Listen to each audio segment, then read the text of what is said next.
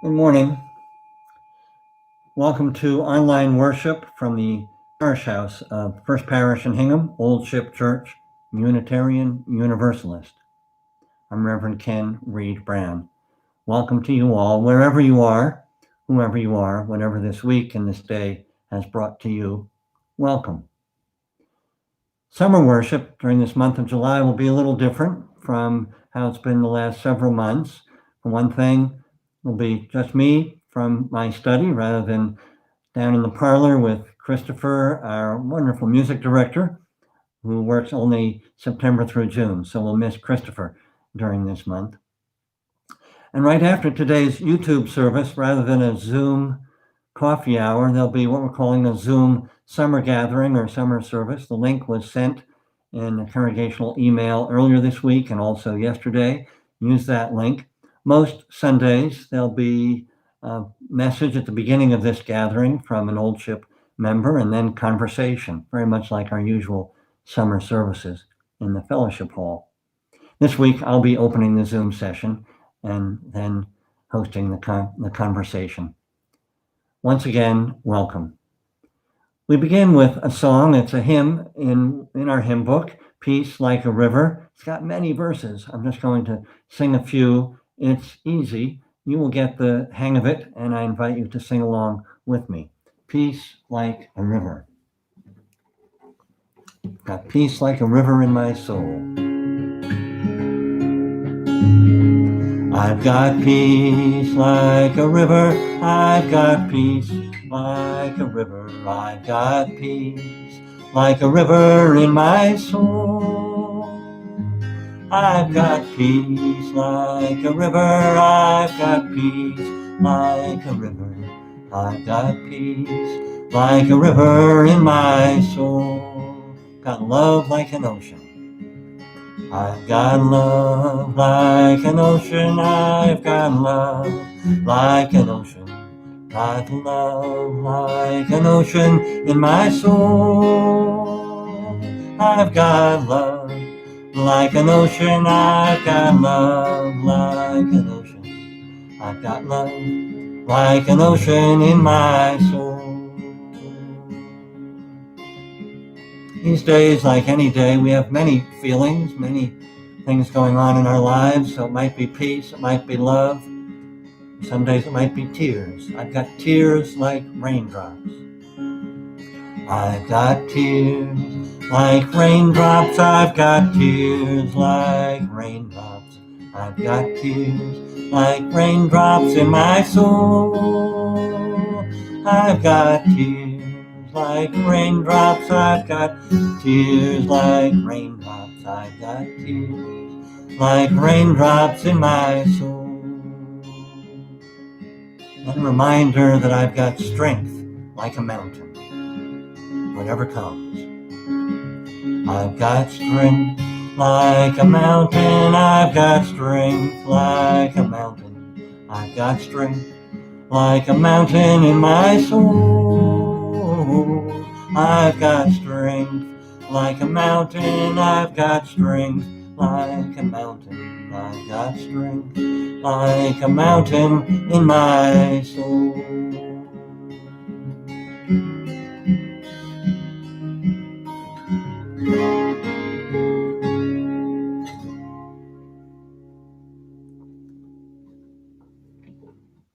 Once again, welcome. So good to be gathered together wherever we are, whomever we are, gathered for worship, to pause in the midst of full lives, to pause and to reflect on whatever challenges we might face personally, pause to reflect on the challenges that we share in our nation and around the world. To pause, to touch, we hope, deeper well springs of our being, well springs of life and of love, so that we might better be channels of that love to all those in our lives, to all those that we meet, to the larger life we share. So good to be gathered together for worship. I like the flaming chalice of our Unitarian Universalist faith.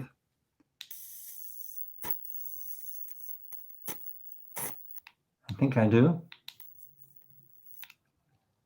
linking us to all those who light a chalice this morning or whenever they light a chalice, reminding us of our gathered strength, our gathered resolve, reminding us of values we share, values and qualities of kindness and compassion, of understanding and respect, and the quest we share for justice and peace grounded in love. This morning, may this single candle represent all the joys and sorrows, whatever they may be, held in the hearts of all of you who are watching this morning and listening. Represents all those joys and sorrows, though unspoken. One of you has sent me a particular candle that you'd like lit. It's Pat Bianco who shared this. I'll read what she sent. She said, "Would you please light a candle on Sunday for my beloved cousin, Stevie Stevens?" She goes on, "Almost completely paralyzed, he never walked, talked, ate, or played. Of normal intelligence, he learned to understand Spanish and Chinese as well as English from watching TV. And later, he made sounds to help my increasingly deaf aunt," Pat says, "know that her phone was ringing. Our family adored him," she says. "A sweet, smiling man who is 76 years old and is now failing and on hospice. His death expected to be imminent." We send our prayers to Pat and her family and to her cousin, Stevie. And this candle, as I say, burns for all those joys and sorrows unspoken, yet held deeply in hearts, even as we hold one another in our hearts. In that spirit, may we join in the spirit of meditation, prayer, and then gathered silence. We pause now. Slow down. Slow down and breathe into this moment. Become more fully awake to this moment that we share in spirit, even though not in the same room. Become more fully present to our own selves, to whomever we might be with, to all our dear ones, wherever they are.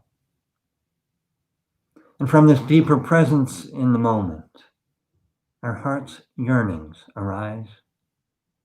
Yearnings we can call prayers. Prayers from and to the God of our hearts, God of all blessings. Continued prayers of gratitude for all those on what we've been calling the front lines. Healthcare workers, delivery service, grocery clerks, postal workers, on it goes. Prayers for all the helpers and healers. Prayers for the courageous justice seekers in our troubled land. Prayers of gratitude. And prayers holding each individual in our community of faith in the midst of whatever personal sorrow or challenge each may be facing.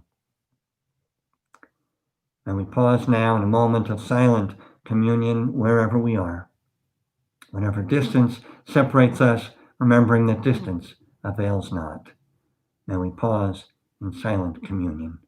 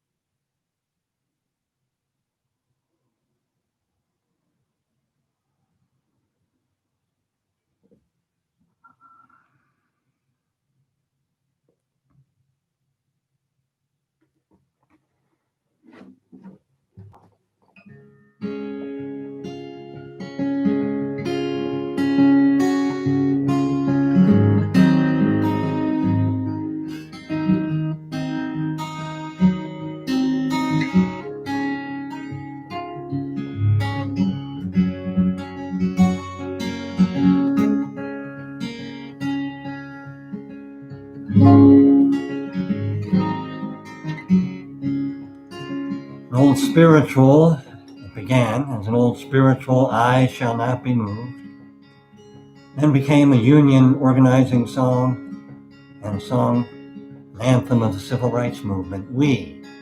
One simple word change from I to we, reminding us that we're all together. We shall not be moved. Like a tree planted by the water, comes from the Psalms and from Jeremiah. Like a tree planted by the water, we shall not be moved. We shall not be moved. We shall not be moved, just like a tree planted by the water. We shall not be moved. All of us together. All of us together, we shall not be moved. All of us together, we shall not be moved, just like a tree planted by the water. We shall not be moved. Sometimes you have to name who is together and who must be together, and this is one of those times. Black, brown, and white together, we shall not be moved. Black, brown, and white together, we shall not be moved, just like a tree planted by the water. We shall not be moved on the road to justice. On the road to justice, we shall not be moved. On the road to justice, we shall not be moved, just like a tree planted by the water. We shall not be moved. But Lee Hayes, one of Pete Seeger's friends, called a zipper song. You can zip whatever sentiment you like into a verse. So as we sing again, we shall not be moved, you can be thinking whatever verse you'd like to add.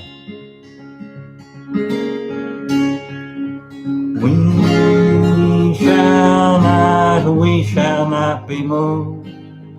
We shall not be moved, just like a tree planted by the water. We shall not be moved.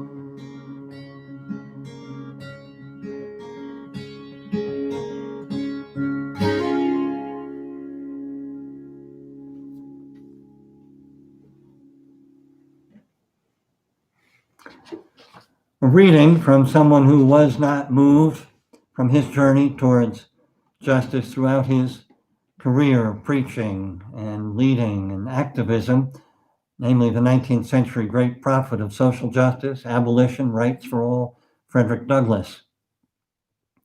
In 1852, July 5th, 1852, he gave a speech to and at the invitation of the Ladies' Anti-Slavery Society of Rochester, New York. I'll say more about that talk in a moment, but the passage that is most often quoted is this one. What, he wrote to the American slave, is your 4th of July? I answer, a day that reveals to him more than all other days in the year the gross injustice and cruelty to which he is the constant victim. To him, your celebration is a sham, your boasted liberty an unholy license, your national greatness, swelling vanity. Your sounds of rejoicing are empty and heartless. Your denunciation of tyrants, brass-fronted impudence. Your shouts of liberty and equality, hollow mockery. Your prayers and hymns, your sermons and thanksgivings with all your religious parade and solemnity are to him mere bombast, fraud, deception, impiety, and hypocrisy. A thin veil to cover up crimes which would disgrace a nation of savages. There is not, he said, a nation on the earth guilty of practices more shocking and bloody than are the people of the United States at this very hour. I think we know where he stood. channeling the prophets, Amos, Isaiah, and the rest. So independence for whom? Let me say a few words. Coronavirus restrictions led to a very different July 4th this year, as we all know. Here in Hingham, no fireworks, no road race first thing in the morning, no pancake breakfast, no parade. Now, I've enjoyed Hingham's celebration of the 4th for the past 33 years, and I have a basket full of the buttons that are handed out at the parade every year with little messages, each one a little different. Hingham celebrates America's birthday. Let freedom ring. Hingham's 4th of July. Old-fashioned 4th. Home sweet home 4th, and on it goes. I've enjoyed these celebrations, the road race, the parade, everything.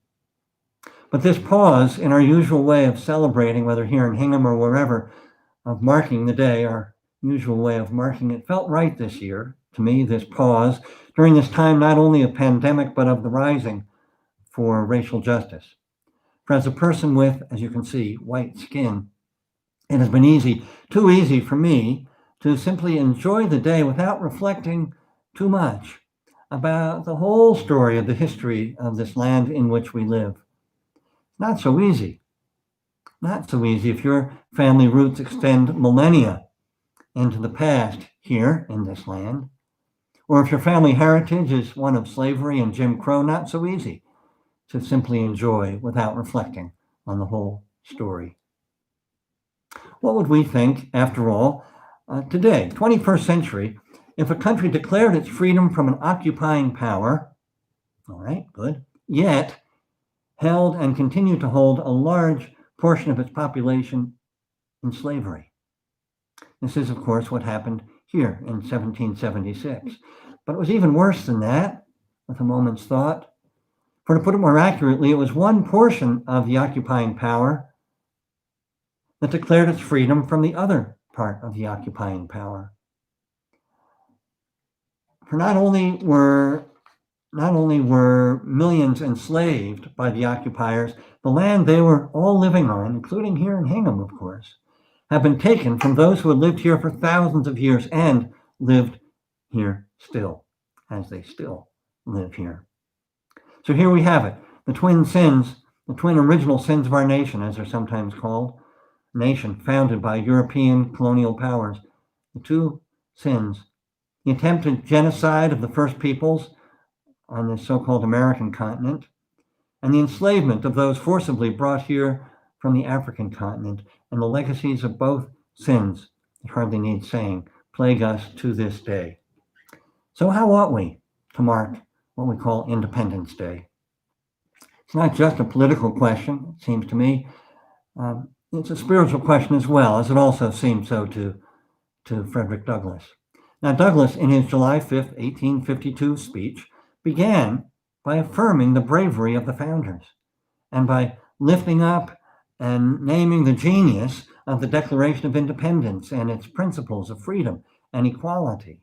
And I have no doubt that he meant what he said, but it was also a clever rhetorical move. No doubt he meant what he said, but it was a way of additionally gaining additional sympathy of the already sympathetic anti-slavery audience. For he went on, as we heard earlier, to scathingly affirm the utter inadequacy of the realization of those principles as he talked of your 4th of July. Did you notice that? Not our 4th of July, your 4th of July, not his 4th of July, not his enslaved brothers and sisters' 4th of July. You heard his words. Even so, he then concluded his talk with another good rhetorical move, with hope that the nation was changing and changing for the better. Here's what he said: I do not despair of this country. There are forces in operation which must inevitably work the downfall of slavery. And Douglass was correct in that affirmation, but only if narrowly understood. We know that. For we know, or ought to know, that though slavery was nominally ended with emancipation just over a decade after Douglass's speech, much of the long journey to freedom and equality for all continues. Much of the work of ending systemic racism and the institutions of white supremacy is still before us. How could this be? Over a century and a half after emancipation, how could this be? Well, we know, or should know. We know the reasons why much of Douglass's speech could be given today and be as accurate for our times in so many ways as it was for his. Because our history since emancipation has been a journey through failed Reconstruction, Jim Crow, and lynchings, segregation, both North and South, convict labor in the South, and even through the successes of the civil rights movement of the 1960s, a continuation of systemic racism in policing, in housing, in healthcare, in education, and on to this day, laid so starkly before us in the video of George Floyd's murder, laid starkly before us in the dramatic health inequities in relation to COVID-19. Can we deny any longer the reality of this systemic racism built into our nation? Now, Frederick Douglass was preaching really to a largely white and generally sympathetic audience. As we said, it was an anti-slavery society after all. So as he speaks to us still, a largely white and sympathetic congregation, similar spirit, he's calling us to bring our sympathetic hearts to the work of our hands, to be among those helping our nation to live up to the ideals of the Declaration of Independence and the Constitution. Calling us to the spiritual work. I'll go back to that. The spiritual work that, in his view and mine, and I expect yours, is the foundation, has to be the foundation of this political work. For Douglass, Christian as he was, it meant being grounded in the prophets' call to justice, as I said, and to Jesus' call to care for the least of these in the Gospels. For us, whatever our particular spiritual grounding, it means reminding ourselves of who we most truly are as human beings, part and parcel of one another, and our highest aim, therefore, seeking the well-being of all, not just of ourselves, too often at the expense of others. And this means move to help create a nation that establishes justice, promotes the general welfare, and secures the blessings of liberty to ourselves and to our posterity, as the preamble to our Constitution reminds us. Well, the fact that Douglass's speech still feels so relevant today, as it did 168 years ago, speaks to how deeply the trauma of slavery and racism is woven into the fabric of our nation. But if his words awaken in us a sense of shame that we haven't come further on the journey to justice for all, then all is not lost. For this means that Douglass's words also call us to continue the journey. Yes, grateful for progress, real progress that has been made, but more fully aware of all that is yet to be accomplished. I know that I have not paid nearly enough attention to my own white privilege and have not been nearly as deeply aware of the racial and other inequities built into our society, not been nearly as aware as I must be of the legacy and present reality of white supremacist institutions in our nation. I must change. We must change. Our nation must change.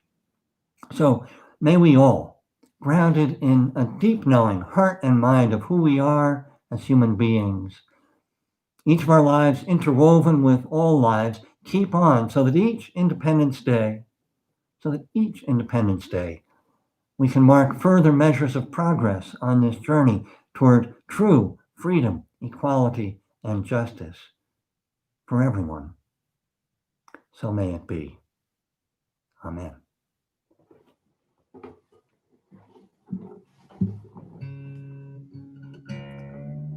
I want to invite us to sing again. This is a song I expect most, if not all of you know.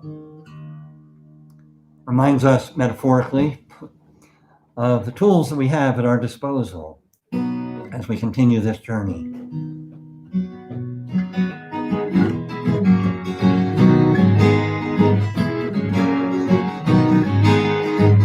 If I had a hammer, I'd hammer in the morning, I'd hammer in the all over this land. I'd hammer out a danger, I'd hammer out a warning, I'd hammer out a love between my brothers and my sisters all over this land. If I had a bell, I'd ring it in the morning, I'd ring it in the evening, all over this land. I'd ring out danger, I'd ring out a warning, I'd ring out a love between my brothers and my sisters all over this land. If I had a song, I'd sing it in the morning, I'd sing it in the evening, all over this land. I'd sing out danger, I'd sing out a warning, I'd sing out a love between my brothers and my sisters all over this land. Now I've got a hammer, and I've got a bell to ring, and I've got a song to sing all over this land. It's the hammer of justice, it's the bell of freedom, it's a song about a love between my brothers and my sisters all over this land. It's the hammer of justice, it's the bell of freedom, it's a song about a love between my brothers and my sisters all over this land.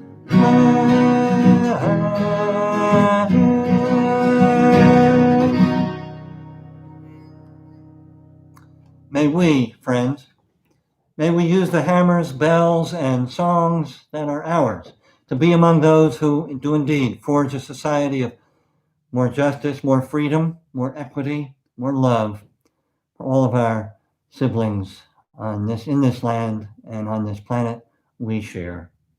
Be well, be safe, take care of yourself, take care of one another, take care of everyone as best we can. May it always be so. Blessed be. Amen.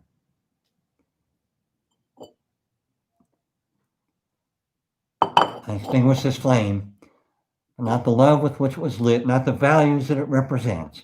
May this light shine in each one of our hearts, and may we share it wherever we go. Amen. And though I end this live stream, I do invite those of you on Sunday morning to join me for our Zoom time together.